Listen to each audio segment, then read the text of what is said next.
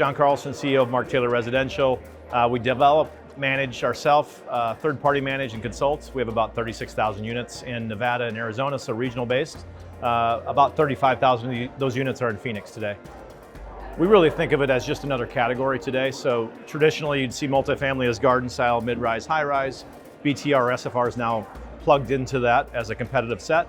I think that was the unknown back in, I'll say, 2015, 16, really when Next Metro kicked that space off in Phoenix, Arizona, Christopher Todd, end.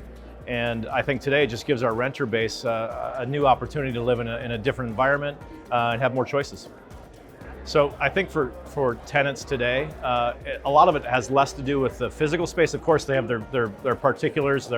I want single story, I want SFR, I want no one above or below me, or I want to be in a high rise with a view.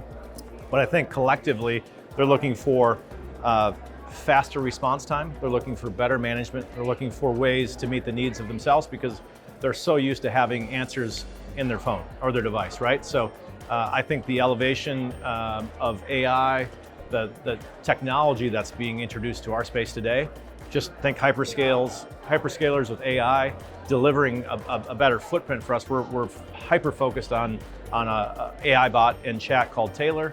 It's now answering all of our phone calls on first touch and passing it off if they want to talk to an actual human, which is fine.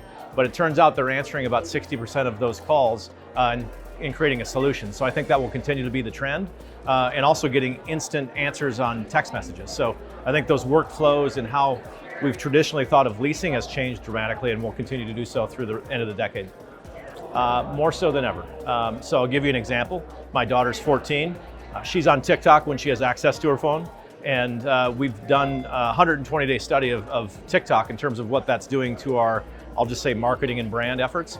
Albeit it's a bit expensive, we're seeing significant traction. So it's adapting, right? You think back to when Facebook and Instagram became a viable product, like, oh, that's social media, we don't need to worry about that. We do, and we did, and we still do today.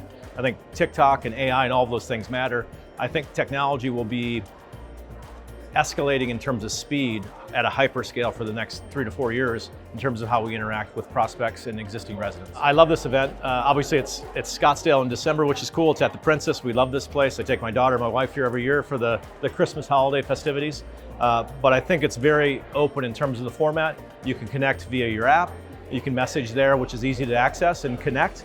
And then once you're together, I feel like it gets you out of your silo, meaning you get groupthink, right?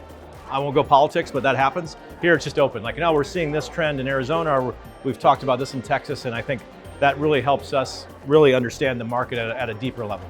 I mean, we're social butterflies, right? Connecting matters. Get out of the pandemic era, and now we're back to doing this. Humans need that interaction, and I feel like it's a way to really connect, understand the market at a different level, and really think about what's happening in the future. And that's a lot of the conversation, what's going to happen.